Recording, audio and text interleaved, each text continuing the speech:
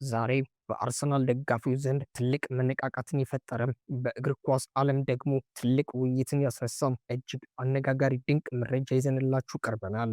ቪዲዮውን እስከ መጨረሻው ሰከንድ ድረስ ተከታትላችሁ ካልጨረሳችሁ ግን በእርግጠኝነት የዚህን የዝውውር መስኮት ትልቅ ምስጢራዊ ድራማ ያመልጣችኋል።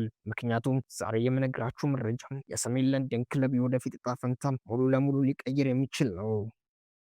እንግዲህ ታላቁ የእንግሊዝ ፕሪሚየር ሊግ ቻምፒዮን አርሰናል የዝውውር ገበያውን በከፍተኛ ደረጃ እያናወጠ ይገኛል። መድፈኞቹ በዚህ ሳምንት ብቻም ሙሉ የእግር ኳስ አፍቃሪዎችን ያስደመመ ትልቅ ዝውውር ፈጽመዋል። ብራዚላዊውን የአማካኝ ክፍል ሞርተን ብሩኖ ጉማሬሽን በ75 ሚሊዮን ፓውንድ ግዙፍ የዝውውር ሂሳብ ወደ ኤምሬት በማምጣት የፕሪሚየር ሊግ ተፎካካሪዎችን ማስጠንቀቂያ ሰጥቷል። ነገር ግን አርሰናሎች በዚህ ብቻ የሚቆሙ አይመስለኝም። በፍጹም።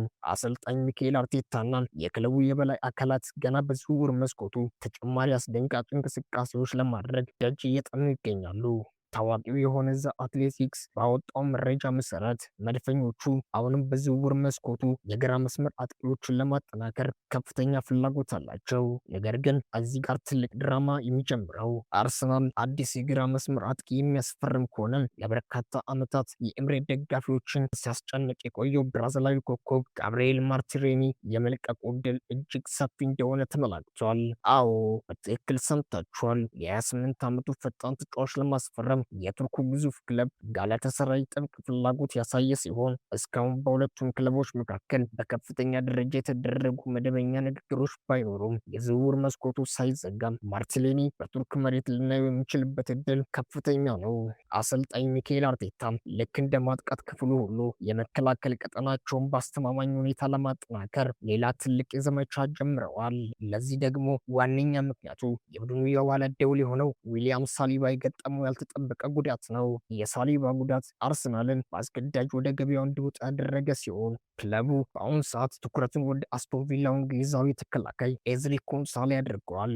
ነገር ግን በዚህ ዝውውር ዙሪያ በአርሰናል እና በአስቶን ቪላ መካከል ትልቅ የዋጋ ልዩነት ሰጣ ገባ ፈጥሯል። አርሰናል ለተከላካዩ እስከ 40 ሚሊዮን ፓውንድ ማውጣት በቂ ነው ብሎ ሲያምን፣ የቪላ ፓርኩ ክለብ አስቶን ቪላ ግን ከ60 ሚሊዮን ፓውንድ ባነሰ ሂሳብ ወርቃማውን ተከላካይ አሳልፎ መስጠት እንደማይፈልግ ለለንደኖቹ አስጠንቅቋል። እዚህ ጋር ነው ነገሩ የበለጠ የሚሞቀው። በአርሰናል የውስጥ ክፍል ስለ ሌላኛው አስደንጋጭ ተከላካይ ውይይት ተደርጎ ነበር። የሰሜን ለንደን ተቀናቃኝ ቶተናም የኋላ ደውል ስለሆነው አርጀንቲናዊ ክርስቲያኖ ሮሜሮ ነው። አርሰናሎች የሮሜሮን ስም ቢያነሱም ቶተናሞች ግን የሞተ ፍላጎት እንኳን የላቸው።